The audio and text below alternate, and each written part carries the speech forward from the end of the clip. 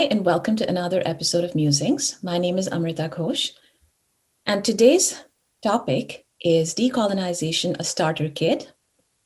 And I'm very happy to welcome Dr. Bhakti Shringarpure, Associate Professor of English at University of Connecticut and the Editor-in-Chief of Warscapes magazine. She's also the author of Cold War Assemblages, Decolonization to Digital. Her edited works include Literary Sudans, an anthology of literature from Sudan and South Sudan, Imagine Africa and Mediterranean, Migrant Crossings. She was the recipient of the Fulbright U.S. Scholar Award in 2019 to teach and conduct research in Kenya. She's currently the editor of a short book series called Decolonize That, Handbooks for the Revolutionary Overthrow of Embedded Colonial Ideas, which is being published by OR Books in New York. In fact, the first book of the series, Decolonize Hipsters, is just out. Welcome, Bhakti. Thanks for having me. I first want to start with defining the term decolonize or decolonizing. And there's a certain mobilizing of the term at the present time, even beyond academia, it seems. What do you think of the recent discussions of the term first within academia, and then beyond, co-opted, sometimes in problematic ways? Mm-hmm. Thanks for that question. It's complicated because decolonization as a concept and a term is just growing and moving in various ways, especially now. And I think we have to go back to the beginnings, which are not academic at all, which are about political movements in the so-called what we call the third world, or now we say global south, and we're talking about anti-colonial movements, and then the eventual transfer of power in the 40s, 50s, 60s, some as late as 80s and early 90s. And this transfer of power was the short period that we call decolonization. And generally, this period of transfer, according to scholars like Frantz Fanon and other radical thinkers of the time, found to be often a violent period, a difficult period of transition, where colonization was being thrown out and a new governance, new constitution, new ways, new cultural changes were underway. So that's the sort of original understanding of decolonization. In fact, we even have critics and scholars now who said after the handover of Hong Kong from Britain to China, we shouldn't be using the term decolonization anymore. But unfortunately, this is not how we can conceive of this, because in the late 70s, early 80s, a brilliant small little book of lectures circulated. It was called Decolonizing the Mind by the lovely, legendary Kenyan writer and thinker Ngugi wa Thiong'o. And when Ngugi wa Thiong'o was talking about decolonizing of the mind, eventually it brought the act of decolonizing one to the self. What can we do to get rid of the embedded coloniality within us? And the second thing is that it brought decolonization to the sphere of education, particularly higher education that he was talking about, and to the question of language. What language are our children speaking? In what way are they becoming disconnected from the language of their childhood, their mother tongues, which are often not colonial, right? And I think this is when decolonization stopped being just decolonization, but also became a verb, and it became about decolonizing. And that's the kind of resonance we see today. And in academia, has a whole other kind of version of decolonization, which is often theoretical. There is a lot of theory of decolonization. There's a lot of Latin American thinkers who have propounded ideas of decoloniality. And these can be very complex, intense terms. But in the past few years, we have also seen in South Africa what is called the Fees Must Fall movement that became also the Roads Must Fall movement. So they were called, these were fallist movements. And the term decolonization was observed a lot at that time. And there were posters to decolonize the university, decolonize the structure of universities, and so on. And that's how we've kind of inherited now inherited the concept of decolonizing in academia now, and we see now the calls to decolonize the curriculum, decolonize the syllabus, and so on and so forth. So I think this is where we are now. With COVID, I think it's got an even bigger push, because lots of structural inequalities have suddenly come to light, and they're very open and very raw, and people are grappling at various revolutionary terms. So this is where we are now. Thank you. I want to go back to the introduction when I spoke of the series that you are editing, Decolonize That. For our viewers at Thespace.ink, can you tell us a little more about the series from Warscapes, and what does the series aim to do? Yeah, the series was conceived 3 years ago, when the term decolonize had not become quite as popular or quite as everywhere as we see now on Twitter and social media and so on. And it was conceived as a way to kind of create a more cohesive understanding of what is the concept, the verb to decolonize. How is this verb being used in protest, in certain forms? And of course, there was also an impetus on my part to take the word outside of academia. Because if you think about coloniality, it's everywhere. Colonial structures are everywhere. If you go on Instagram today, there are 500,000 hashtags, and they range from decolonize beauty, decolonize wellness, decolonize therapy, decolonize beauty standards. I mean, just very daily, everyday things that are impacting us. And to me, I see this as a bit of a cry for help. And I see it as a way to say coloniality is everywhere. It's part of our lifestyle. I can't find the clothing I want or the shade of lipstick I want because I'm of another race. And even though often these are mocked or made fun of on social media and digital worlds, I think we have to take them seriously. So part of the impetus of this series was to locate various sites. Some are a bit whimsical, like Decolonize Hipsters, or the one on self-care. And there is one on drag. Now, these are things you don't always apply the decolonial framework to these things. But in fact, these authors are incredible scholars, and they're doing such a brilliant job of pointing out the ways in which hipsterism is really the theft of Black culture. Black cultures that originated during times of slavery, certain types of clothing, certain types of music. And now what we think of as cool and hip or normcore or whatever hipster things we're surrounded by, they come as part of an original act of thievery. And that's quite a strong and intense argument, but it's done in a tongue-in-cheek way, in a funny way. So part of the motivation of the series is to also get young readers. And I will say, and it sounds a bit mean-spirited, but I think we have a whole population now of people who consider themselves woke and progressive. And part of the idea of these books is to kind of resituate, rehistoricize how we think about colonialism, how we think about it in various sites. Whether it's recycling, whether it's fashion, whether it's your addiction to RuPaul's Drag Race. All of those things will be part of it. There's also very serious ones, journalism, museums. These are traditionally the more serious sites as well. So that's the series. Let's hope it gets to where it's supposed to go. It sounds fascinating. And my next question, I want to stay with that. You mentioned that decolonize is, used in Twitter and social media rampantly. And we are in this kind of, the phrase that you used is embedded coloniality.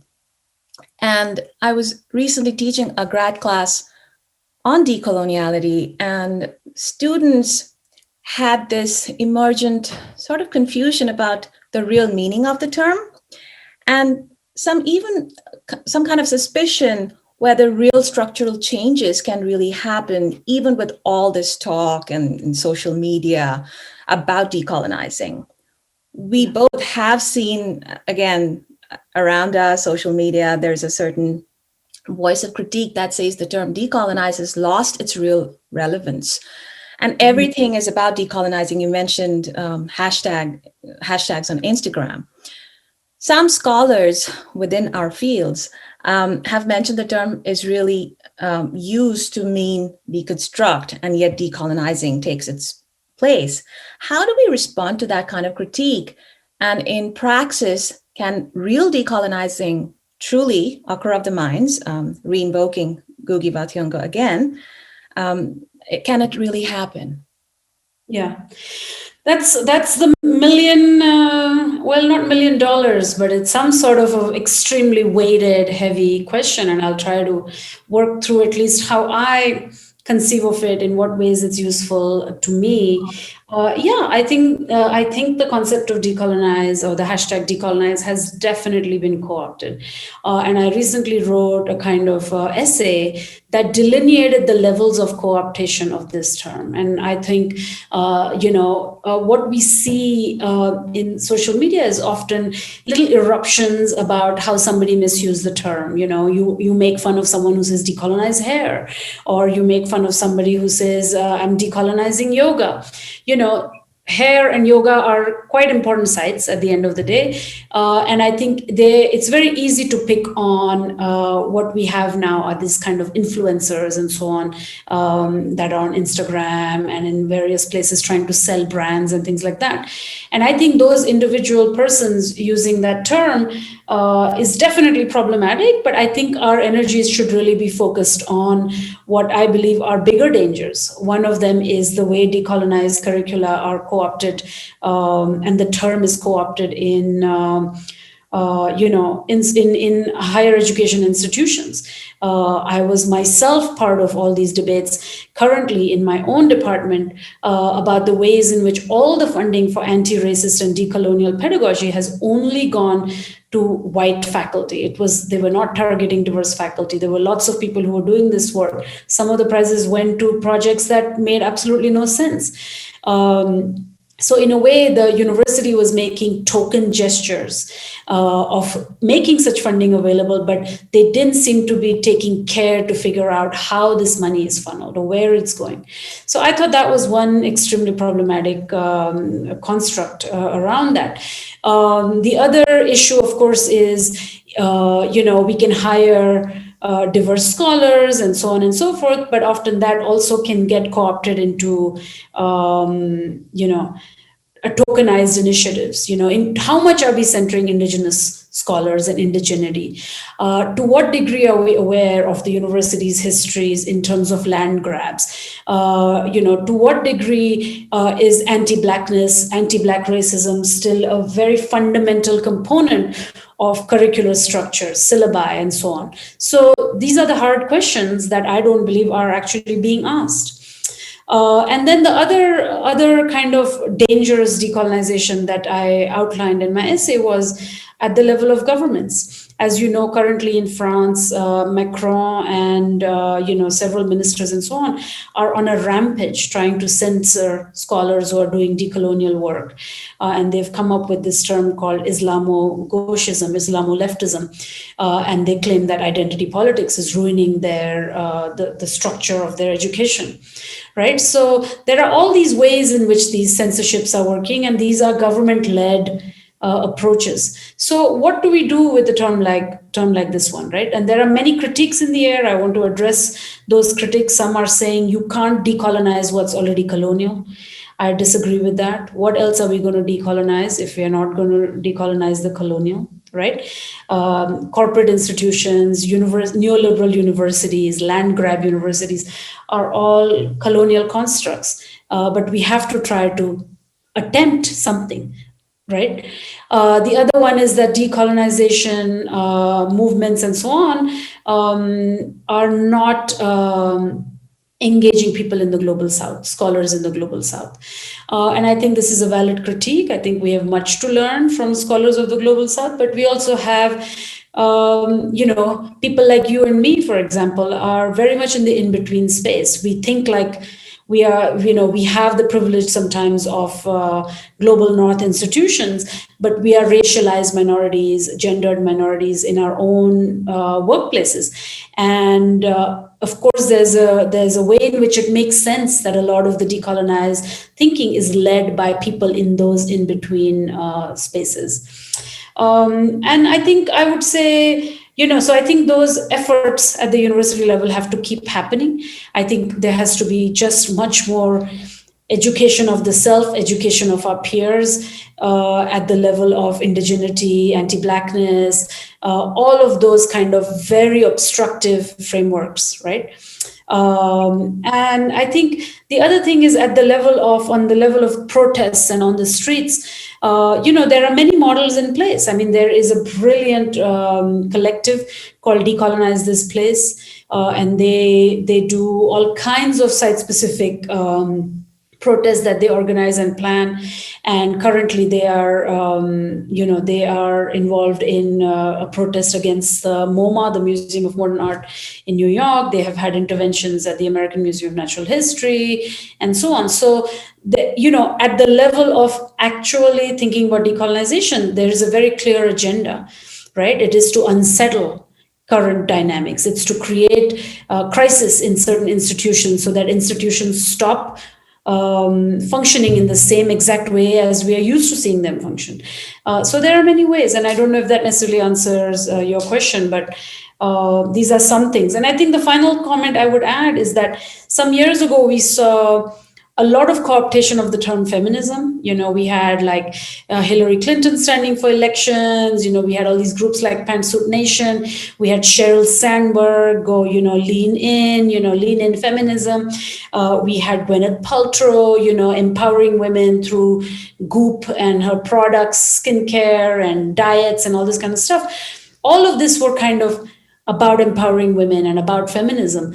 Added to that were voices of big, huge feminists of color like Beyonce and so on as well. And everybody was pretty irritated that feminism was being co-opted.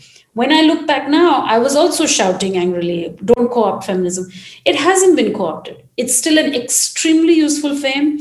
It's very important in protest, in any kind of activism, in theoretical thinking, in looking at culture. And I think there's the fake parts are still there, but the real parts are still going. And I have the same feeling for decolonize, decolonize as a hashtag, as a movement, whatever you want to call it. Thank you. You certainly did answer it. And you mentioned before about decolonize hair or yoga. I want to turn to something very specific. I was reading this book on decolonizing food, and it was titled Decolonize Your Diet, Plant-Based Mexican-American Recipes for Health and Healing. And it's a glimpse of how American food has been colonized, and to re-include and preserve the indigenous food. How does this kind of decolonizing food really impact people in our everyday, and to rethink identity and hegemonic structures through that kind of decolonizing food? Hey, that's a big question, and I think that book you're reading, I mean, it sounds good, but it's a kind of a big promise, health and healing through these recipes. I think it's a big promise. I think as with anything to do with things decolonize, elements of decolonize, we have to ask: are these discourses, filled with colonial structures? And of course, food is one of the most basic sites upon which one's identity is constructed. So I would find two ways to look at it, right? There is one idea, which is the idea of the kind of racism that's experienced by, say, migrants or people of other races based on their food. A lot of slurs are food related. Historically, many slurs are food related. And as Indians, I'm sure you've heard somebody say, there's I hope I don't get diarrhea from eating this particular food, or the smell of curry was too intense, things like that. So yes, there is racism embedded in how people are perceived based on the food they eat. French food is always classy. Everyone's like, oh, is it a special occasion? Let's go to a classy French restaurant. Why not a classy Chinese restaurant? Why not a classy something else, right? So certain foods have been relegated to certain racial problematic categories. So that's one way. The other way I think about food is to think economically. Food waste, food distribution, food scarcity. These are very big issues, right? And it reminds me of the year 2013 was called the year of quinoa, because the Western, according to the UN, because the Western consumer had become addicted to quinoa, which was considered a superfood. And these superfoods come and go. There was acai berries, there's chia seeds, whatever.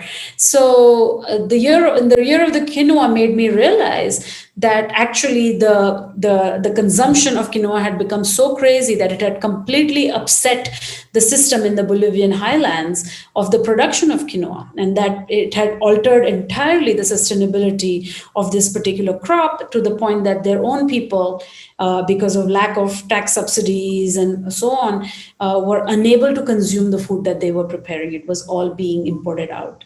And it made me really sad, and it made me think about how many things we are consuming where such things are constantly creating a crisis somewhere else for our own health, right? So our own kind of well-being. So that's a kind of a huge problem when we think about discourses of food. There's the identity stuff, and then there's the economic, political stuff. In fact, I recently watched a brilliant documentary called Life and Debt, which is based on Jamaica Kincaid's novel, short novella really, called A Small Place. And it's set, in this case, it's set in Jamaica. And it talks a lot about the ways in which sustainable agriculture was completely destroyed in order to accommodate certain crops that the Americans wanted at that time. So I think decolonizing food, we have to weigh in all these various aspects. My next question is also about something very specific, and it's about decolonizing fashion. I'm guessing it's really not just about finding counter narratives to established yardsticks. You talked about beauty standards or fashion, but it seems like there's something larger at stake to think of decolonizing fashion. Aditi Mayer, labor rights decolonial activist, and I'm quoting her here. She says, quote, "Brands are today's colonial masters," end quote.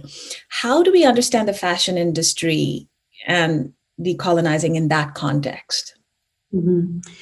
Oh, you'll have to help me here. I don't know that much about the fashion industry, but I do know, based on some readings, is that what's really trendy now is ethical fashion, sustainable fashion. And, there is, one of the things is that for those industries, for those ideas to thrive, we still have to look at the global market, where the global south is bearing the kind of undue burden of production, and also the undue burden of being the rubbish bins of the global north. Okay, so for example, I'm in Kenya currently, and here there is an extraordinary, like huge secondhand refurbished clothing industry. And, it's a lot of cool sweatshirts, brands you couldn't probably buy back home, cool sneakers and things like that. But they're all part of the garbage heap that ends up here. And then it's refurbished and cleaned up and spruced up and it's sold. And what I hear is that it completely, years ago, when this uneven movement began, it destroyed the textile trade in Kenya. So the one that was thriving on the ground. So, this is kind of the upsetting nature of things. And in ethical fashion, is also similar, and the first question you need to ask, where are these clothes being made? Where are, like, the cheap clothes that we buy from H&M or Primark and so on and so forth. I think there's always these sweatshops at the end of it, child labor, extremely cheap women's labor. And I think that's the first thing that needs to go if you're going to have any ethics. To once again, you go into, I remember before COVID, I remember H&M was having this thing like, bring us all your like used clothes and we'll take them and we're going to have sustainable fashion and sustainable brands, sustainable lines. And I felt extremely suspicious of these. Where are my secondhand clothes going? First of all, the bigger question is, why do I have it in the first place? Why do I have 10 shirts that are semi cheap that I found because they were, 5 for the price of one or whatever, right? So, we're creating this garbage, and then now we're, further creaking and burning existing structures to feel good about ourselves, to feel good about like having a more ethical sense of fashion. And I think it's all extremely, extremely problematic, of course. And then, you have the fashion industry that's still promoting what? Starved looking white anemic models. How many ever, one or two they can tokenize a diverse model, a diverse this. But at the end of the day, how many people actually feel that that the magazines, when they open them, are for them? I don't think there are any. Thank you. I want to wrap up this discussion with certain things you've already said, and this might sound repetitive, but you talked about hard questions are not being asked, and land grab universities. And as academics, we focus on decolonial inquiry within, I would say, privileged academia that is based on indigenous lands. So I want to go back, and this episode is called The Starter Kit of Decolonization. Where do we go from here? What are some of the ways that we can begin decolonial work, not necessarily within academia? And, you talked about syllabus and curriculum, which are absolutely important, but is the acknowledgement itself starting decolonial work? What are some of the everydayness implementations of decolonizing?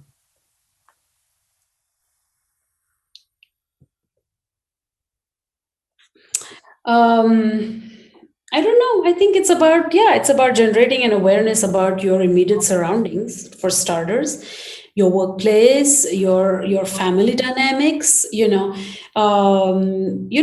very charged. I mean, I'm in an interracial, intercountry relationship, and the work begins at home. The work begins when you have interracial children. So the work begins, in my case, when I look around and I'm in Kenya, and then when I'll go back to Connecticut, that's a completely different kind of structure of society. The work could begin with what I consume, what I do with what I consume, right? So that's one aspect of it. But I think if decolonizing has to be a movement, has to be something very real, I think it has to start with protest and activism. I think it has to start by alignments with certain groups who are doing the work.